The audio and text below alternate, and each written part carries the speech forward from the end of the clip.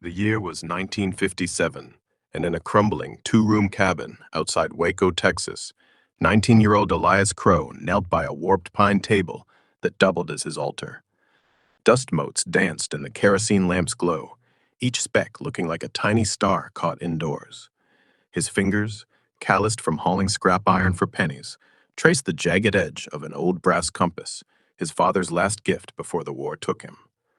"Lord," he whispered, voice raw as sawdust, "if David's rod still works, crack this drought. Ma's coughing blood, and little Ruth, she don't laugh no more."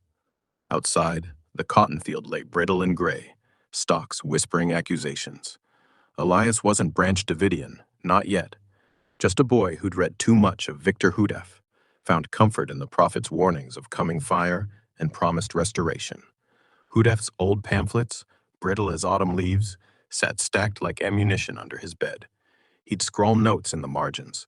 "Shepherd's rod teaches God's real folk, get the real land." Next morning, he'd hitchhiked into town. The clerk at the feed store, Mr. Harlan, who'd once sold his pa dynamite, snickered. "Still praying for rain, Crow. Folks say your kin's hexed." Elias's jaw set. He pocketed the last $3 for cornmeal. On the walk back, clouds stacked like judgment on the horizon. That night, a wind came first, hot and biblical, ripping tin from the roof. Then water, huge drops that hammered the tin roof like God's own fists. Ruth shrieked with delight, arms out like she'd grown wings. Ma, wrapped in quilts, wept quietly, while Elias stood barefoot in the yard, rain plastering his shirt to his ribs, compass clenched so tight it bit his palm. But miracles curdle quick. 3 weeks later, federal agents rolled up. White shirts crisp against their dark sedans. Something about unauthorized religious assembly on registered farmland. They found his pamphlets, took Ma away for observation. Ruth clung to his leg as they drove off, her laughter gone again.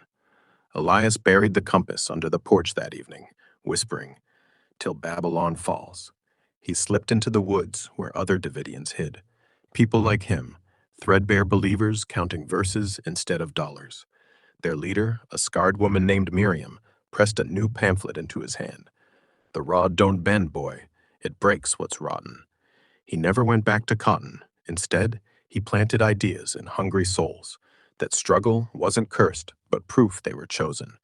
Under mesquite trees, he'd preach how King David danced naked before the ark, while soldiers mocked, how the poor inherit what empires lose. His voice, once boy-thin, thickened with every convert. Years later, folks driving past the compound would spot Elias on the watchtower, face weathered but eyes shining like that compass once had. They'd say he looked less like a preacher, more like someone who'd already felt the first drop of promised rain and knew the storm wasn't done yet.